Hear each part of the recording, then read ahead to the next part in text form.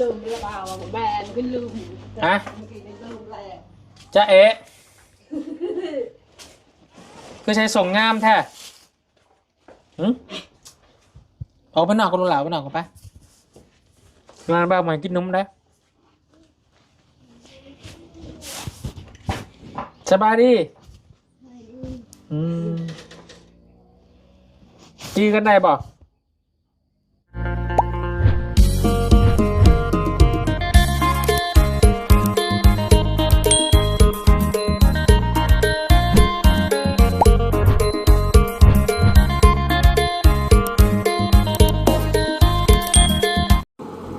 โอเคพี่น้องเลย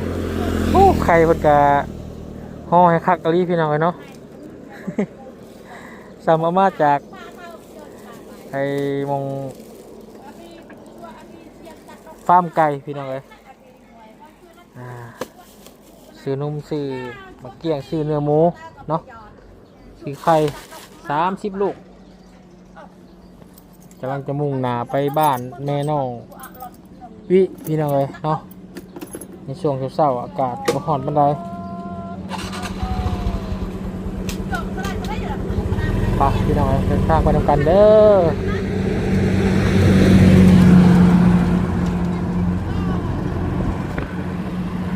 ไข่แตกซะเนาะ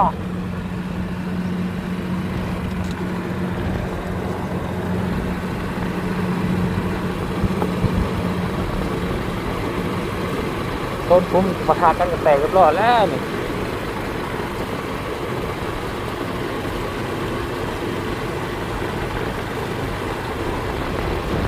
เอาโอกาสทักทายสบายดีเด้อพี่น้องเด้อสบายดีและสวัสดีกันเบิดสุขุสุขคนพี่น้องเลยพบพ่อพบเจอกันอีกแล้วส่องดูบุญสละวันในยามอากาศเศร้าๆกำลังจะมุ่งหน้าไปสู่บ้านแม่น้องวิกันพี่น้องเลยไปเยี่ยมไปยามแล้วก่อนพี่น้องเนาะพอไปเยี่ยมยามน้องแม่น้องวิจะโดนน้ำเดือดแล้วเนี่ย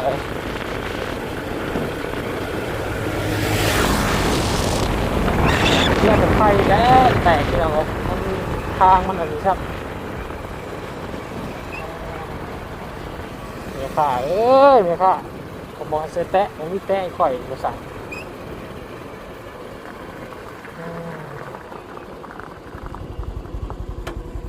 กระแตกแล้ว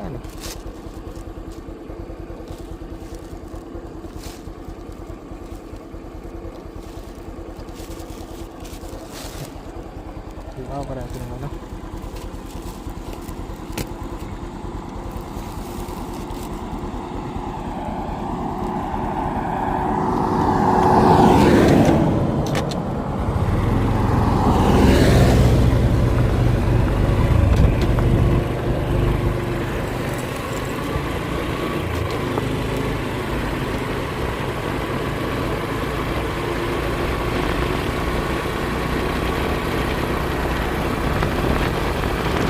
บรรยากาศอยู่บ้านเฮาตอนนี้พี่น้องย่ำเศร้าจะประมาณ25 องศาเด้อพี่น้องเด้อ25 องศา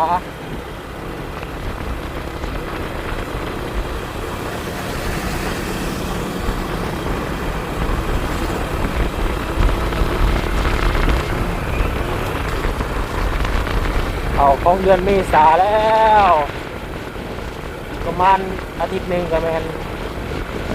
เป็นสงกรานต์ละบาดที่เรารดน้ำกันละบาดอยู่บ้านโคกใหญ่เนาะบ้านที่งานสายบุญก็แม่นมีงานบุญบั้งไฟประจำปีที่เรา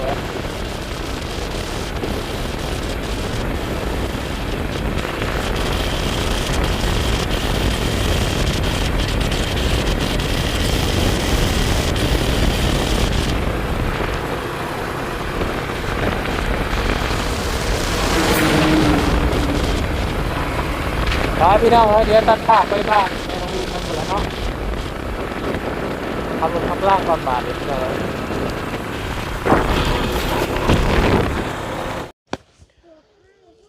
พี่น้องเนาะเดินทางมาฮอดทางเฮือนซานลันแป้นของแม่น้องวิเป็นทีเรียบร้อยพี่น้องเนาะ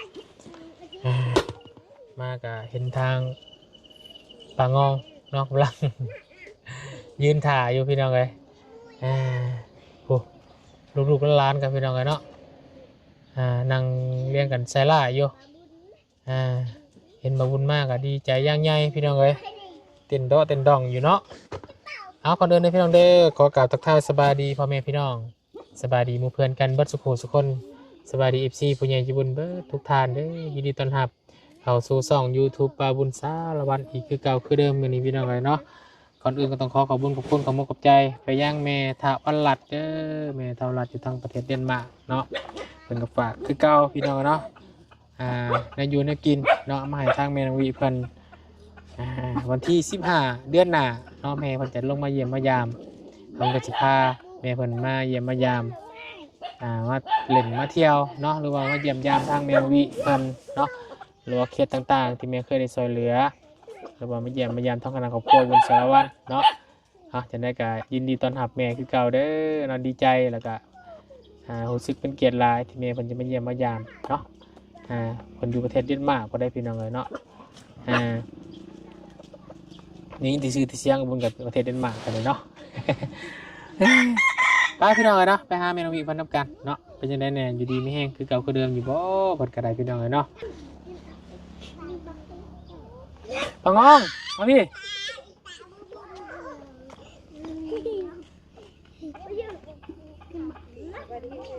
สบายดีเมนูวีเด้เห็นปลามันอยู่ใจผมฮะอยู่ใจน้องวีนะโดยยังหมดมาบ่โดยแม่น้องวีได้ค่ะอยู่เพื่อนนี่บ่โดยแม่เล่าน่ะแม่น้องวีนะตลาดตลาดเอาลงมาตารางละโดยพายลงมาโบแทโบลงมาโดยอยู่เทิงมันห่อนเนาะโอ้ยเราอยู่เทิงห่อนแห้งเลยอยู่ตารางถือแล้วตกขดายยังไม่ดีไปขอแต่ตกขดายตกขันไดตกขันไดอยู่แซ่ดีเทิงบนอ้าวไม่ใช่คือตกมันคลุยนี่ยังดีนี่เอาไข่คุณซื้อไข่ซื้อนมเนาะนมแล้วแต่ซอยนมแล้วก็มาเกี้ยงชีนหมูปลากระตุ้มมือเสียๆอยู่พี่น้องเลยไปหาเมนูอีกไป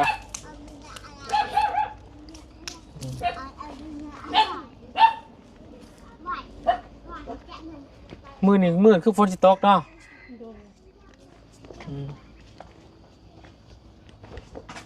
ลืมหรือเปล่าแบนก็ลืมฮะจะเอ๊ะคือใช้ส่งงามแท้ออกไปหน่อยก็รู้หล่าไปหน่อยก็ไปงานบ้างมากินนมได้สบายดีชื่อกันได้บ่เขาชื่อว่าที่ไหนฮะบาลีอ้าวบาลีวันชื่อกันแล้วแม่นมาบาลีเนาะลูกบอกบุญลืมบาลีเรามาหาเราป่ะบ้า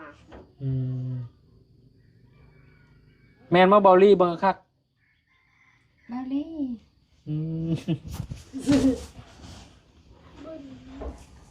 ฮะบายังดูบาซื้อบายังบอกแม่จะว่าคอยซื้อยังเป็นเรื่องบอกบุญนี่มาจื้อป่ะบาบุญ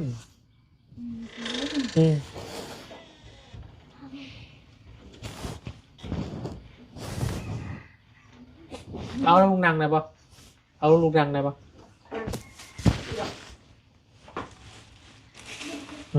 เฮ้ยลูกเองก็ได้อยู่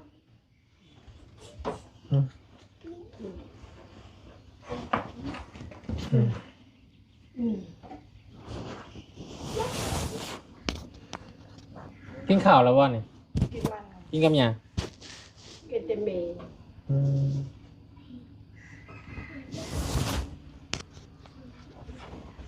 ก้มหน้าระบาดเนี่ย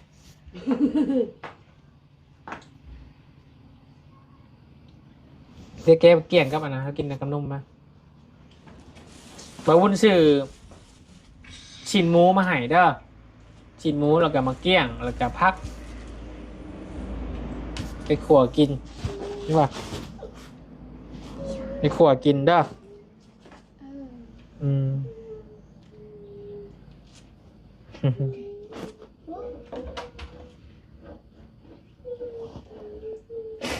แน่มันขักแต่บัดเนาะอืม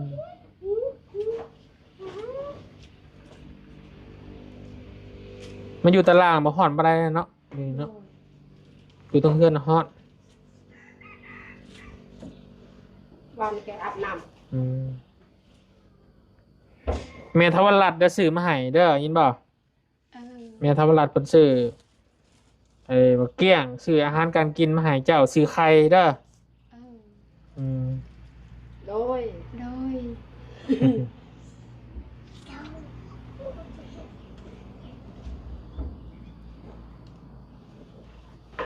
เมลัมโบเราอยู่เมลัมโบอยู่บ่ ตลอด อืมจริงอืมใช่ป่ะ ชม มันชมแล้ว นี่นะ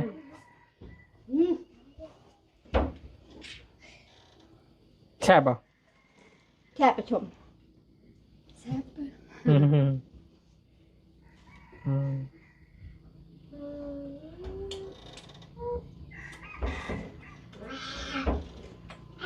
แซ่บกินอะไรกินอะไรกินนม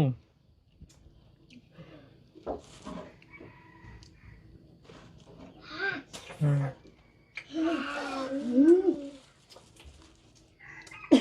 เข้าแล้ว แซ่บนะ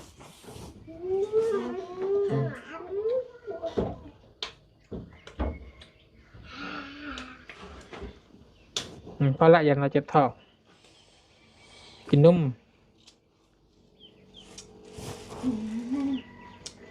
เบิ่งขออันนี้ไปให้เมียนระบบเฮ็ดก่อนเมียนระบบเอ้ยเอาซีนหมูนี่ไว้เซ็ตชูแม่น้องวิกินเด้อกับครอบครัวเจ้าแหละกินนำกันเพราะว่าพี่ติแม่เมียนระบบอะไรพี่น้องเฮ็ดกินเนาะเฮ็ดแต่ละเทื่อนี่เฮ็ดแบบใดขั่วปะ คั่วอะไรก็ใส่พัก กัน ได้ดีละแบบนั้นแหละเด้อ เลย เฮ็ดให้เรากินโลดเด้อ เลย จุ่มเจ้าก็เฮ็ดกินโลดนำกันนั่นแหละ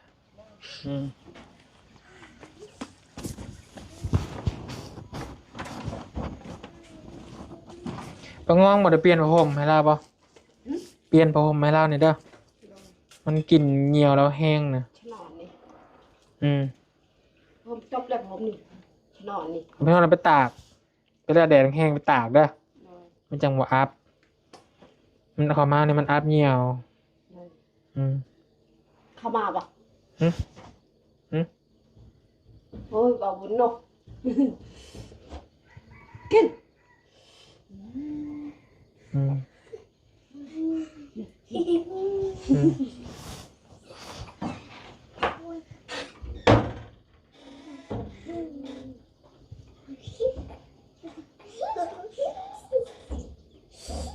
อืม บุญเลย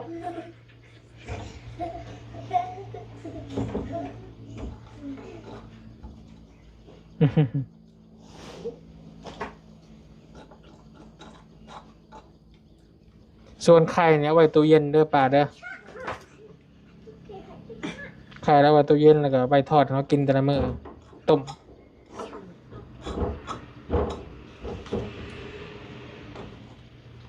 อืม กินหรอก พอได้อืม อิ่มแล้ว อิ่มบ่จะนอนจะกินข้าวเด้อให้น้องไผ่เจ้าเฮ็ดให้กินเด้อชิ้นหมูขัวหมูเด้อสักพักเด้ออืม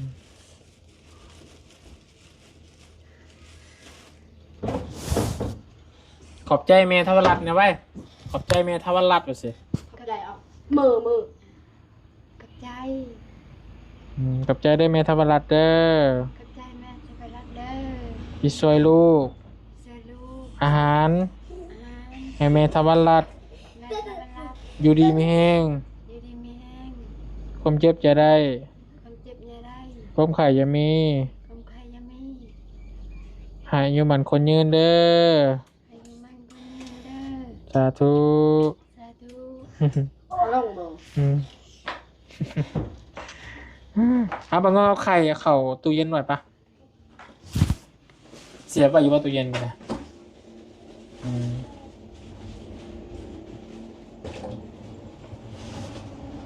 อื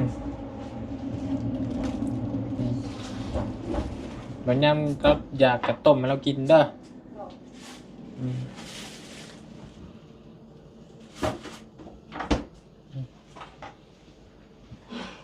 เอาเกี่ยงกับแบ่งลูกๆร้านกินนะเอาเกี่ยงเอาแบ่งกันกินไปให้ลูกเรากินน้ำใช้ลูกเราคนใดแบ่งลูกแบ่งร้านกินน้ำปอกปันกันกินเด้อ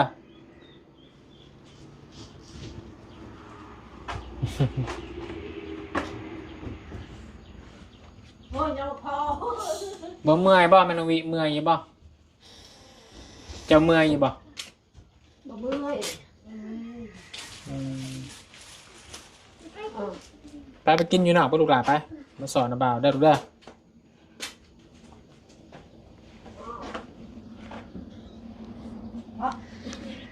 อืม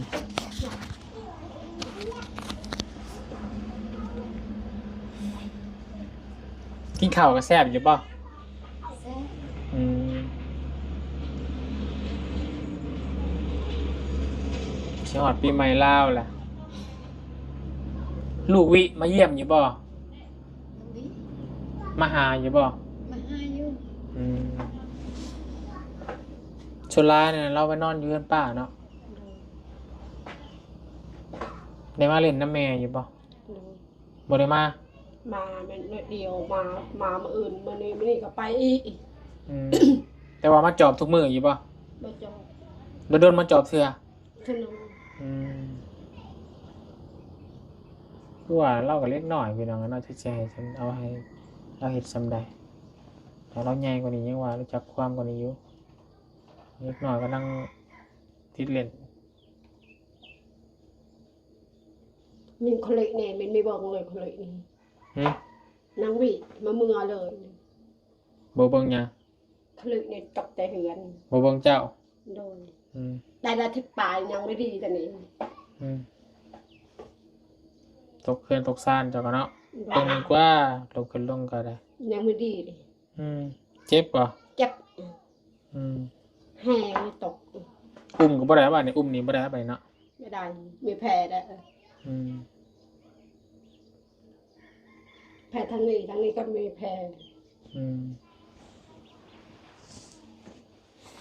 เอาไปมาปางงกับอุ้มบ่ได้บาดนี้พี่น้องเอ้ยเนาะเจ็บแขนขลุย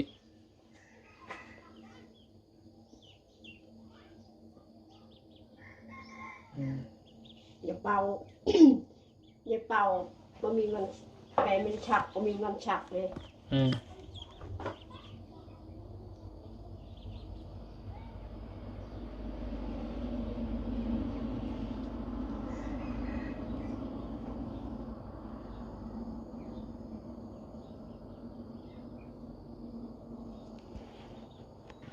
มันเป็นนั่นแหละบุญกะมาเยี่ยมมายามเด้อมื้อหน้ามื้อนั้นจะมาเยี่ยมมายามใหม่เด้อ เนาะ ทางแม่ทำรับเพิ่นก็ฝากกลัวเป็นห่วงมากพี่น้องเนาะเป็นไปเยี่ยมไปยามเมืองแม่น้องวิแน่เป็นจังไดตอนนี้เพิ่นก็ย้ายลงมาลุมตารางอะเด้อแม่เด้ออยู่นี่ก็แค่ในบ่ฮ้อนเนาะอยู่นี่เนาะ เนาะ อืม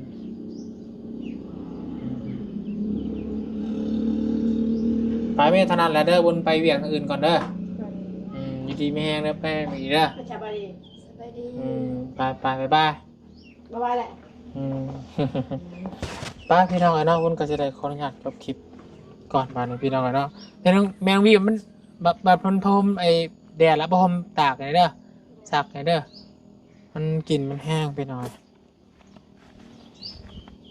ป้าจะได้พี่น้องเด้อสำหรับคลิปนี้ขอลาก็แล้วพอกันในคลิปหน้าจบกันเนาะคลิปนี้ขอบคุณ